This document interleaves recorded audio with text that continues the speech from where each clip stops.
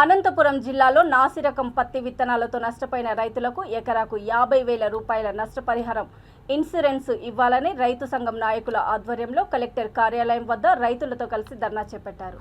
రైతులను ప్రభుత్వం ఆదుకోవాలనే నినాదంతో సంగమేషు సర్కిల్ నుంచి కలెక్టర్ కార్యాలయం వరకు ర్యాలీ నిర్వహించారు. ఈ సందర్భంగా రైతు సంఘం నాయకుడు చంద్రశేఖర్ మాట్లాడుతూ పంటలు నష్టపోయి రైతులు ఆత్మహత్యలు చేసుకుంటున్న ప్రభుత్వం ఆదుకోవడంలో విఫలమైందని ధ్వజమెత్తారు. రైతుల పట్ల కనికరం లేకుండా ప్రభుత్వం వ్యవహరిస్తోందని మండిపడ్డారు.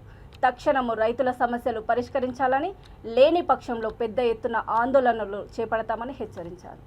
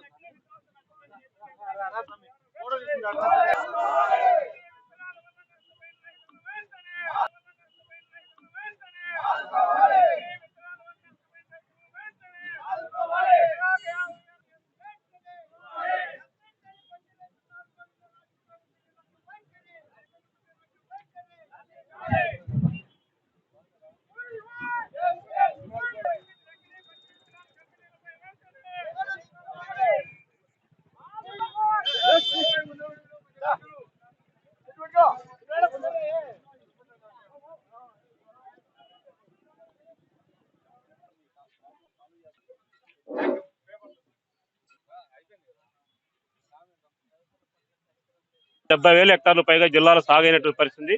దీన్ని ఆసరాగా తీసుకొని విత్తన కంపెనీలకు సంబంధించినటువంటి అకిరా గాని, తడాక, తులసి ఇట్లాంటి కొన్ని పదుల సంఖ్యలో ఉన్నటువంటి ఫేక్ కంపెనీలకు సంబంధించినటువంటి విత్తనాలు గ్రామాల్లోనే రైతులకు అప్పచెప్పిన పరిస్థితి. కొన్ని పట్టాయ షాపుల్లో ఏదైతే మొలక శాతం సంబంధించిన అధికారులు, వ్యవసాయ అధికారులు తీయాలో దాన్ని తీయకనే రైతులకు అప్పచెప్పిన పరిస్థితి.